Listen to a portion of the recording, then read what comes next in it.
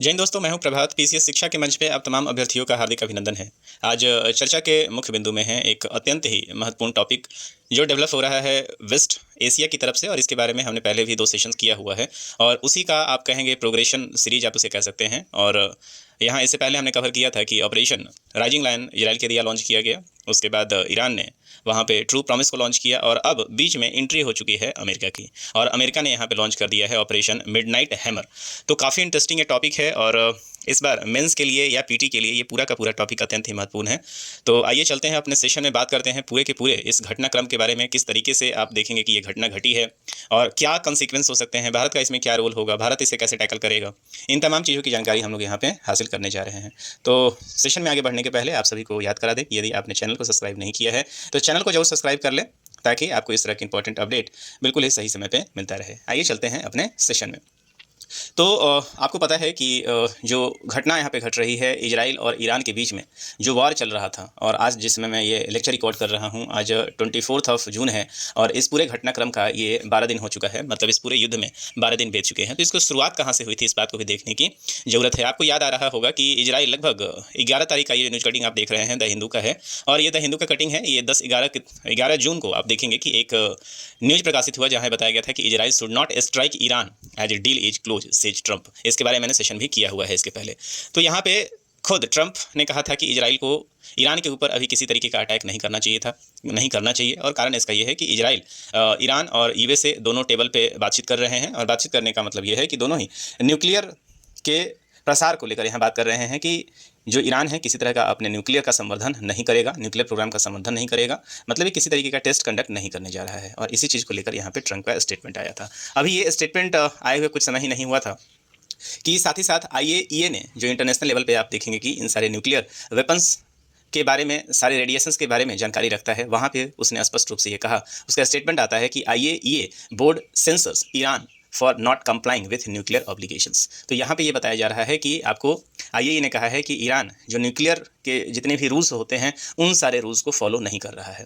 मतलब यह स्पष्ट है कि आपको पता है कि 1979 तक यदि आप बात करें तो 1979 तक ईरान और यूएसए के जो संबंध थे वो काफ़ी अच्छे हुआ करते थे, और उसके बाद आप देखेंगे जब सत्ता बदलती है तो दोनों के बीच में संबंध में चेंजिंग आ जाता है। और चूंकि ईरान ने एनपीटी के ऊपर साइन किया हुआ है, ईरान एक ऐसा कंट्री है जो एनपीटी के ऊपर, नॉन प्रोलिफिकेशन ट्रीटी से कहा जाता है, इसके ऊपर इसने साइन कर रखा है। मतलब ये किसी तरीके का परमाणु से संबंधित कार्यक्रम जो है उसका विस्तार नहीं करेगा और किसी तरीके से इसका सैन्य प्रयोग नहीं करेगा।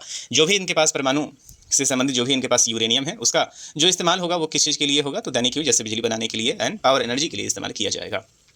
लेकिन अभी तक जितने भी रिपोर्ट्स यूएसए के पास आ रहे थे, इजराइल के पास आ रहे थे, वो इस बात की तरफ संकेत कर रहे थे कि ईरान बहुत तेजी से क्या कर रहा है, अपने परमाणु कार्यक्रम पे काम कर रहा है। और लगभग यहाँ तक की रिपोर्ट थी कि लगभग उसने 65% तक यूरेनियम इनरिचमेंट कर लिया है, और जितना यूरेनियम इनरिचमेंट इसने कर लिया है वहाँ से संभव है कि ये 9 परमाणु बम तक बना सकते हैं। और यदि ये परमाणु बम बनाने में सक्षम हो जाते हैं तो निश्चित रूप से इनका पहला जो अटैक होगा इजराइल के ऊपर ही होगा। पूरी दुनिया में, इससे पहले मैंने बताया सिप्री की अभी जो रिपोर्ट आई थी उसमें भी मैंने बताया था कि अभी पूरी दुनिया में कितने हैं, 9 परमाणु संपन्न देश हैं। इसमें एक जो परमाणु संपन्न है अदर देन P5 मेंबर, एक जो परमाणु संपन्न देश है इस क्षेत्र में, वो कौन है? इजराइल है। इस बात को हमें याद करना चाहिए। और यही कारण है कि ईरान भी लगातार इस बात को कह रहा है कि हम अपना परमाणु हथियार बनाएंगे, क्योंकि इजराइल के पास जो है क्या है, परमाणु हथियार है।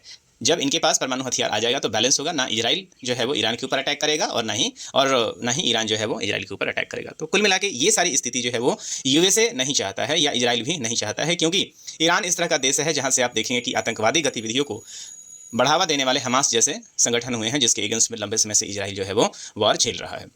तो आप देख रहे हैं कि जैसे ये घटना आती है उसी तरीके से आप देख रहे हैं 13 जून की सुबह ही इजराइल क्या करता है, इजराइल जो है वो राइजिंग लायन ऑपरेशन को लॉन्च कर देता है, और उस ऑपरेशन के अंतर्गत अपने लगभग 200 फाइटर के साथ जो है वो ईरान के ऊपर अटैक करता है, उसके एयर डिफेंस सिस्टम को उड़ा देता है। और सबसे इसके टारगेट पे होता है, उसका कौन सा होता है, सारे के सारे वो परमाणु बेसेज होते हैं, लगभग 6 जो इसके परमाणु बेसेज जहाँ पे न्यूक्लियर वॉरहेड या वहाँ पे उससे संबंधित काम किया जा रहा था, उसके ऊपर जो है वो इसने ऊपर क्या किया, इजराइल ने बम यहाँ पे बरसाया। लेकिन यहाँ पे देखने वाली बात यह है कि शायद इजराइल ने यहाँ पे क्लेम तो किया कि बम बरसाया है, लेकिन ईरान ने यहाँ पे इस बात को स्पष्ट किया कि इजराइल के बम बरसाने से हमारे ऊपर कोई प्रभाव नहीं पड़ा हुआ है, क्योंकि इनके पास जितने भी जो न्यूक्लियर साइट्स हैं वो जमीन के नीचे बहुत गहरे हैं। लगभग उन्होंने बताया, उनका जो रिपोर्ट है, लगभग 295 फीट जो है वो आप देखेंगे पहाड़ियों के नीचे इन लोगों ने उसका बंकर बना रखा था।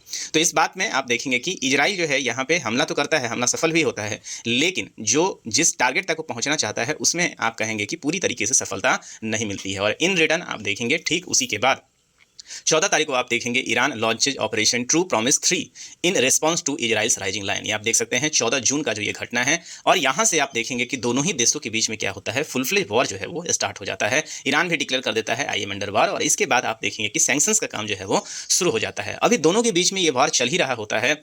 उसी के बीच में आप देखे हैं कि अमेरिका जो है, अमेरिका से जब पूछा जाता है, यूएसए से डोनाल्ड ट्रंप से पूछा जाता है कि क्या आप इस वॉर के बीच में एंट्री करेंगे, तो उनका जवाब होता है कि मुझे 2 वीक का समय चाहिए और उसके बीच में मैं अभी ये डिसाइड करूंगा कि मुझे इसके अंदर एंट्री करना है या नहीं करना है। अभी ये बात चल ही रही थी, तब तक आप देखेंगे 23 जून का आप देख सकते हैं, ये जो है दैनिक जागरण का ये आर्टिकल है और इस आर्टिकल को सारे ही न्यूज़पेपर में प्रमुखता से छापा था।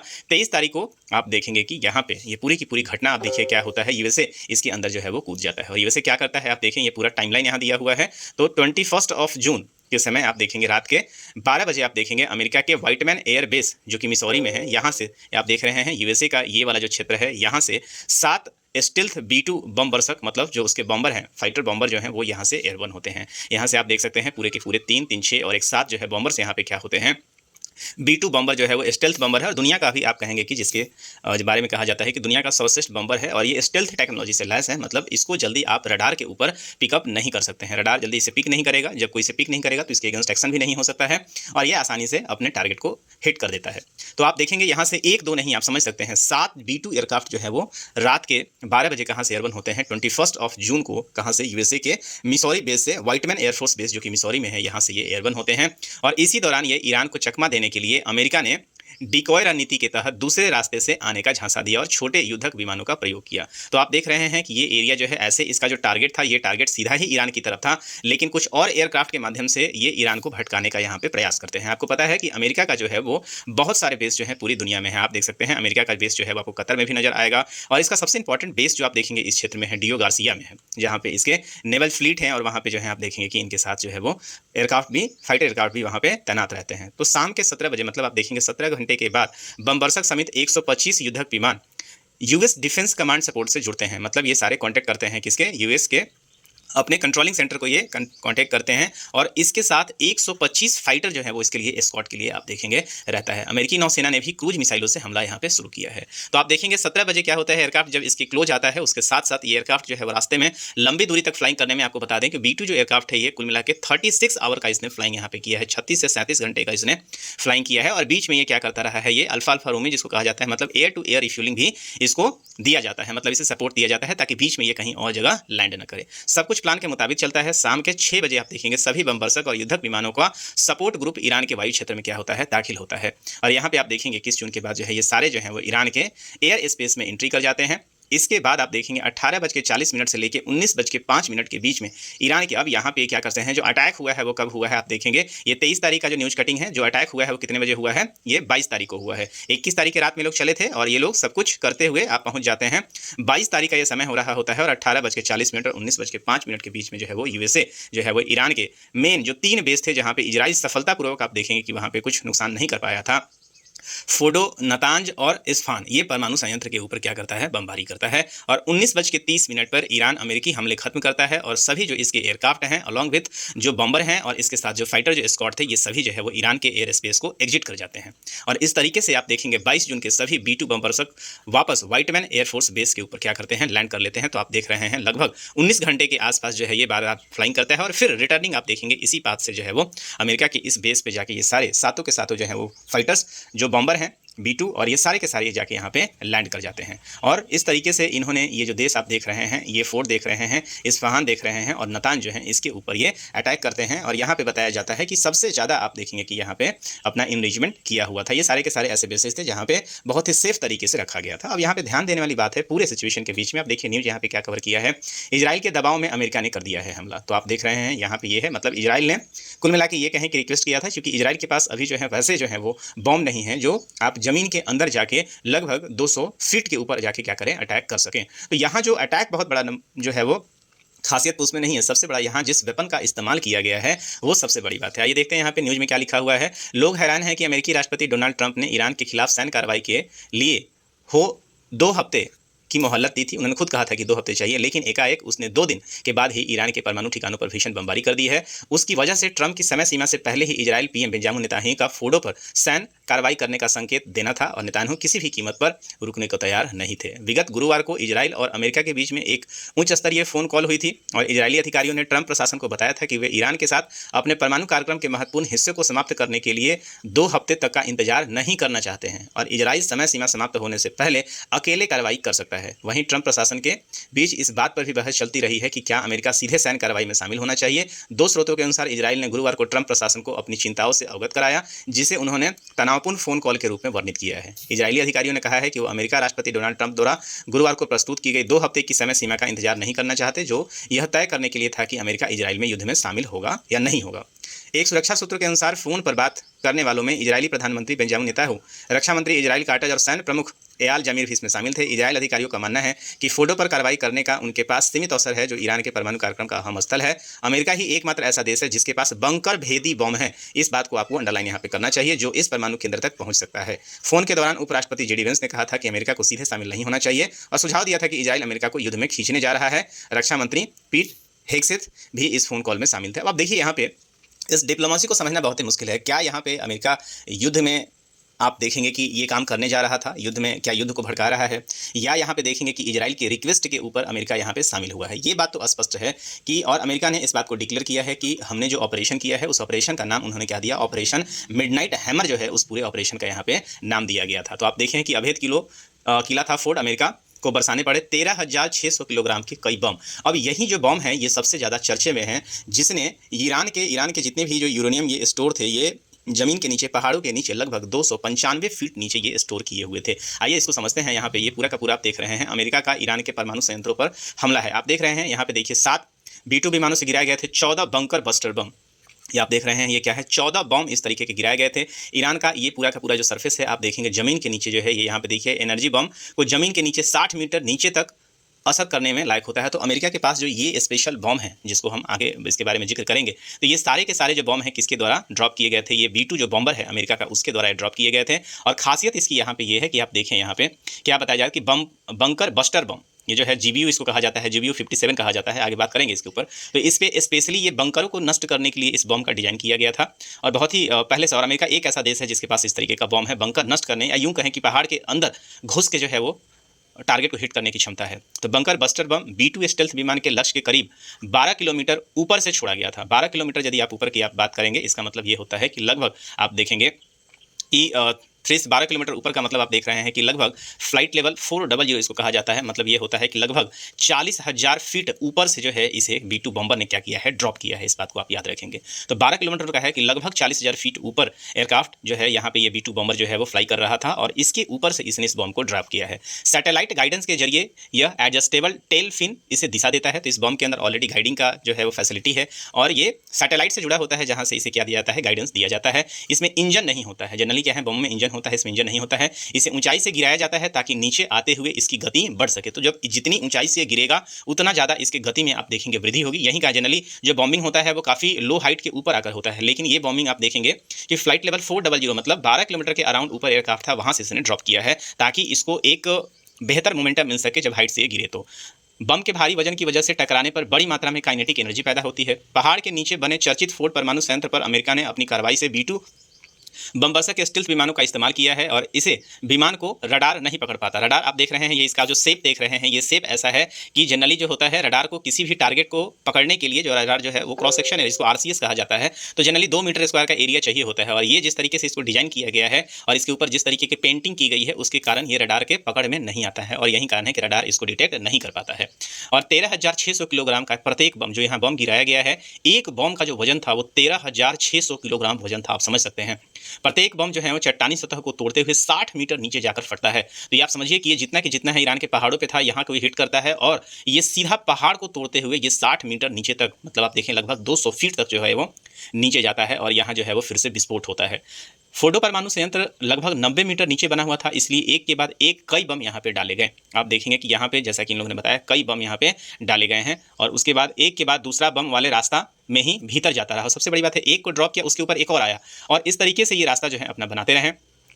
और 120 मीटर नीचे तक जा सकता है ये बम जो है, और भी नीचे यहाँ पे स्टील्थ B-2 बमन को रडार नहीं पकड़ सकता है। बावजूद इसके अमेरिका ने उसकी रक्षा के लिए 125 लड़ाकू विमान, आप समझ सकते हैं कि इसके एयरक्राफ्ट जब भी फाइटर एयरवन होता है तो उसके आगे आप देखेंगे और उसके पीछे आप देखेंगे जिस तरीके से बॉडीगार्ड होता है उसी तरीके से इसके पास अपना एस्कॉर्ट होता है, और 125 एयरक्राफ्ट का एस्कॉर्ट दिया गया था यूएसए एयरफोर्स के द्वारा। इसे आप इस बात को भी याद रखेंगे। तो ये सारा का सारा जो न्यूज़ है आप देख रहे हैं, मैं यहाँ पे दैनिक जागरण का जो है वो रेफरेंस ले रहा हूँ। ये देखिए, ये पूरा का पूरा हमला जो हुआ है, ये देखिए ये पहाड़ है, ये यहाँ पे 50,000 फीट का बात किया जा रहा है। 50,000 फीट का मतलब यहाँ पे होता है लगभग 15 किलोमीटर। जो हमला हुआ है लगभग आप देखेंगे 12 किलोमीटर पे हुआ है। तो फाइटर लगभग आप देखेंगे कि 400 जो है फ्लाइट लेवल 400 मतलब 12 किलोमीटर के आसपास एयरक्राफ्ट आया है, यहाँ से ये बम को ड्रॉप किया है, और बम को ड्रॉप करते हुए आप देखेंगे कि ये पूरे जो चट्टानी एरिया है इसको ये फोड़ते हुए कहाँ तक पहुँच गया है, इस इन्वेस्टमेंट साइट तक पहुँचा है, और यहाँ पे इसने क्या किया है, बॉम्बिंग किया है। B-2 स्टेल्थ जो बॉम्बर है, आप इसकी जान को जो इसकी कीमत है, जनरली एक फाइटर जो एयरक्राफ्ट होता है, अभी आपने सुना होगा कि भारत ने जो है 26 मरीन का जो है वो डील किया था, वो लगभग कितने में किया था, 53,000 करोड़ में किया था। लगभग एक जो फाइटर होता है, नॉर्मल जो फाइटर होता है, लगभग 2 से 3 हज़ार करोड़ का होता है। लेकिन ये जो बॉम्बर है, जिस बॉम्बर का इस्तेमाल अमेरिका ने किया है, इस बॉम्बर की कीमत लगभग 17,000 करोड़ है। मतलब ऐसे में आप 6 से 7 फाइटर एयरक्राफ्ट जो है वो उन्नत किस्म के फाइटर जो है आप इतने में खरीद सकते हैं। 71 किलोग्राम इसका खुद का वजन है। टेक ऑफ में 1.71 लाख किलो का ये पेलोड अपने साथ ले सकता है। सबसे बड़ी बात है कि 13,600 किलोग्राम बॉम्ब को अपने साथ लेके कैरी करना और 37 घंटे तक उड़ान भरना, ये आप समझ सकते हैं दुनिया के और किसी भी एयरक्राफ्ट में ये क्षमता नहीं है। 12,000 किलोमीटर इसका खुद का रेंज है, और ये 0.95 तक का ये मैक स्पीड पकड़ता है। इंजन की बात की गई है, 40,000 आप देखेंगे पाउंड लोड को अपने साथ ही कैरी कर सकता है। और जिस बॉम्ब की मैं बात कर रहा था, यही वो बॉम्ब है जिसको GBU-57 बॉम्ब कहा जाता है। 13,600 आप देखेंगे कि किलोग्राम का ये बॉम्ब है, और खुद इसकी कीमत आप देखेंगे 3.5 मिलियन करोड़ है। मतलब एक बॉम्ब जो है वो 29 करोड़ का है। इस बात को आप याद रखेंगे। 20.5 फीट लंबा है, और 5,342 पाउंड जो है अपने साथ ही एक्सप्लोसिव को क्या करता है, कैरी करता है। तो 200 फीट नीचे भेजने में सक्षम मैसिव ऑर्डिनेंस पेंटेटर MOP का यहाँ पे इस्तेमाल किया जाता है, और इसी को बंकर विस्फोट करने वाला बम होता है। तो यहाँ पे देखें, जहाँ पे अटैक हुआ है, ये फोर्ड है, नातांज है, और यहीं पे सारे के सारे जो आप देखेंगे कि ईरान ने अपना परमाणु हथियार जमा किया था। इसी न्यूज़ को कवर किया है यहाँ पे।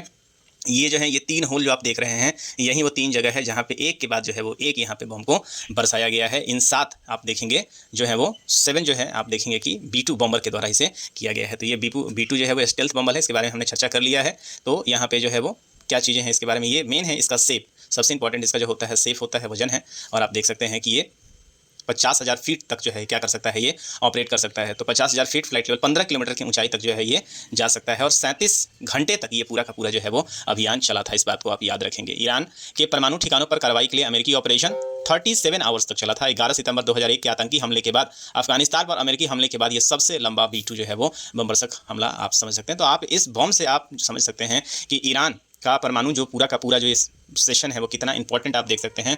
ईरान का जो ये पूरा का पूरा प्रोग्राम है, उसे पूरा वेस्टर्न जो वर्ल्ड है किस तरीके से डिस्ट्रॉय करना चाहता है, और कितना बड़ा खतरा इसको समझता है। तो आप देख रहे हैं KC-135 546 बमबरसक और युद्धक विमानों को हवा में ही ईंधन मुहैया कराने के लिए अमेरिका ने 31 KC-135 स्ट्रैटो टैंकर व KC-46 टैंकर एयरक्राफ्ट का इस्तेमाल किया था, जो कहाँ पे था, यूरोप में था जब ये एयरबर्न हो रहा था। तो आप देखेंगे ये जो एयरक्राफ्ट होता है इसको क्या कहा जाता है, अल्फा अल्फा रोमियो कहा जाता है, जिसको एयर टू एयर रिफ्यूलर होता है। तो जब ये फाइटर्स आ रहे थे तो रास्ते में चूंकि इतना फ्यूल कैरी करना संभव नहीं है, जितना ज़्यादा फ्यूल होगा उतना वजन हो जाएगा। तो ये रास्ते में क्या करते हैं, ये पेट्रोल पंप की तरह काम करते हैं। ये रास्ते में ही जाते हैं और इसको फ्यूल करते हैं, रिफ्यूल करते हैं। तो ये एयरक्राफ्ट जो है अमेरिका ने इसे रिफ्यूल करवाया है रास्ते में ही। फिर उसके बाद B-52 बमबरसक हिंद महासागर में अमेरिका के DO गार्सिया, ये जो आप देख रहे हैं, ये जो हिस्सा आप देख रहे हैं हिस्सा, तो आप देखें कि ये सारे हिस्सों पे आप देखेंगे, ये जो हिस्सा आप देख रहे हैं DO गार्सिया है यहाँ पे, और यहाँ पे ऑलरेडी आप देखेंगे कि अमेरिकन जो है वो बेस है, और यहाँ पे B-2 जो बॉम्बर है वो यहाँ पे ऑलरेडी जो है इस वाले जहाज़ पे क्या है, तैनात किया हुआ है। और पहले से ही ये तैयारी हो रखी थी, कहाँ से किसको सपोर्ट लेना है, कहाँ पे लैंड करेगा, कहाँ, तो सारे प्लान जो है पहले से तैयार थे। मतलब ये एक रात का हमला नहीं है। ये हमला इस तरह के जब भी मिलिट्री जो एक्सरसाइजेज होते हैं, इस तरह का जब भी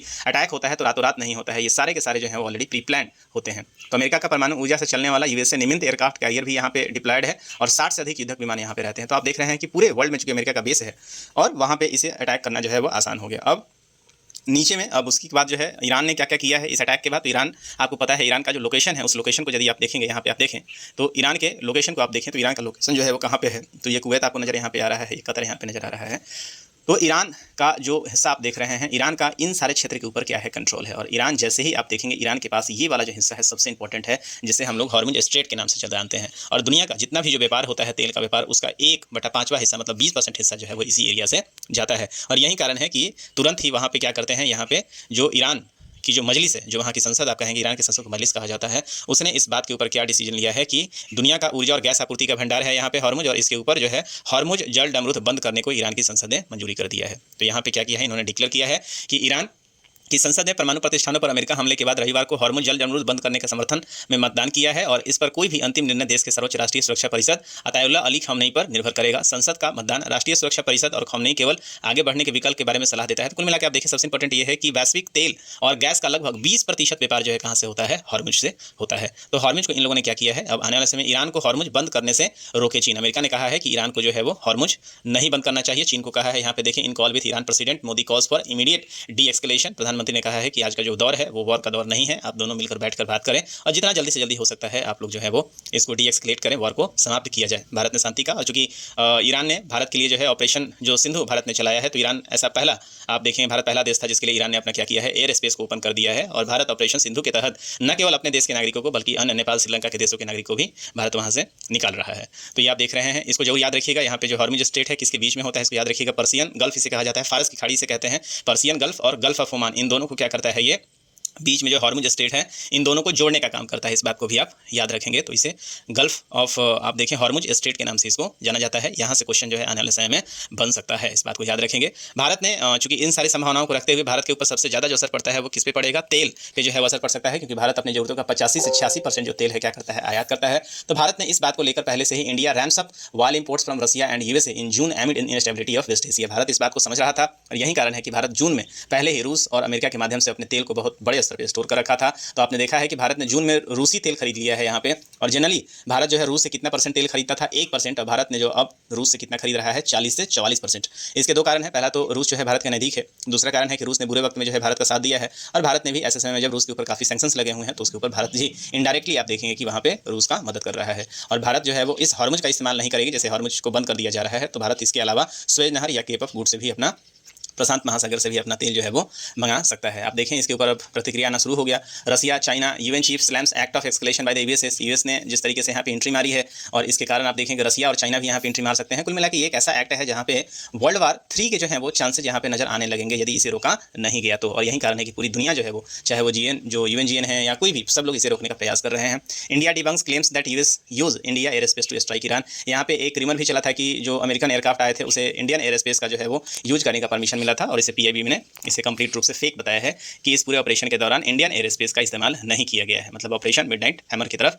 आप देखेंगे पीआईबी ने इसको सिरे से नकार दिया है, इस बात को याद रखेंगे। और ये 24 तारीख का जिसमें मैं न्यूज़ रिकॉर्ड कर रहा हूँ, उस समय आप देखेंगे कतर, इराक में अमेरिकी बेस पर ईरान ने इसके रिस्पॉन्स में जो है हमला किया है। जहाँ जहाँ अमेरिकी बेसे थे वहाँ पर जो है वो रिटर्न में, और सबसे इंपॉर्टेंट स्टेटमेंट आपको यहाँ देखना चाहिए, पुतिन ने कहा हम ईरान के साथ मदद करेंगे। मतलब यदि ये युद्ध आगे बढ़ा तो रसिया निश्चित रूप से यहाँ पे एंट्री करेगा, और रसिया यदि एंट्री कर गया तो निश्चित रूप से आप समझ सकते हैं कि यहाँ पे वर्ल्ड वार की स्थिति बन सकती है। और जिसमें मैं ये लेक्चर रिकॉर्ड कर रहा हूँ 24 जून को, तो यहाँ पे लगभग 2 बजे एक और आप न्यूज़ देखेंगे कि Israel Iran conflict highlights Trump says Iran Israel agree to total ceasefire. America के राष्ट्रपति ने कहा है कि देखिए हमको जो हमला करना था कर दिए, हमारा उद्देश्य इतना है कि आप किसी तरीके के परमाणु कार्यक्रम को आगे नहीं बढ़ाएं, आप एनपीटी के मेंबर हैं इसीलिए हमने आपके ऊपर वॉर किया है। और प्रेसिडेंट ने हाईलाइट किया है कि जो 12 दिन से जो वॉर चल रहा है, ईरान जो है इसके ऊपर एग्री हो गया है और सीज फायर अभी होने वाला है। हालांकि अभी तक जिसमें मैं रिकॉर्ड कर रहा हूँ, ये जो न्यूज़ आप देख रहे हैं 24 जून का है और 12:16 का ये स्टेटमेंट है, लेकिन अभी तक जो है वो दोनों ही देशों की तरफ से किसी तरह का कंफर्मेशन नहीं आया है। तो उम्मीद करते हैं कि ये वॉर जो है जल्दी से समाप्त हो और जो हमारा वेस्ट एशिया है वो शांति की तरफ बढ़े और पूरी दुनिया में इस तरह की स्थिति नहीं उत्पन्न हो जहाँ से थर्ड वर्ल्ड वॉर की सुगबुगाहट आपको नजर आए। तो मुझे उम्मीद है कि आपको ये पूरा का पूरा सेशन जो है वो समझ में आया होगा। मैंने प्रयास किया है इस पूरे घटनाक्रम को आपको बारीकी से समझाएं ताकि किसी भी एंगल से आपसे प्रश्न पूछा जाए तो आप यहाँ से जवाब देने के स्थिति में हो। तो इसी के साथ इस सेशन में इतना ही। मिलेंगे हम आपसे अगले सेशन में इससे संबंधित किसी और अपडेट के साथ। तब तक दीजिए मुझे इजाज़त। तब तक के लिए साइनिंग ऑफ। दिस इज प्रभात। जय हिंद।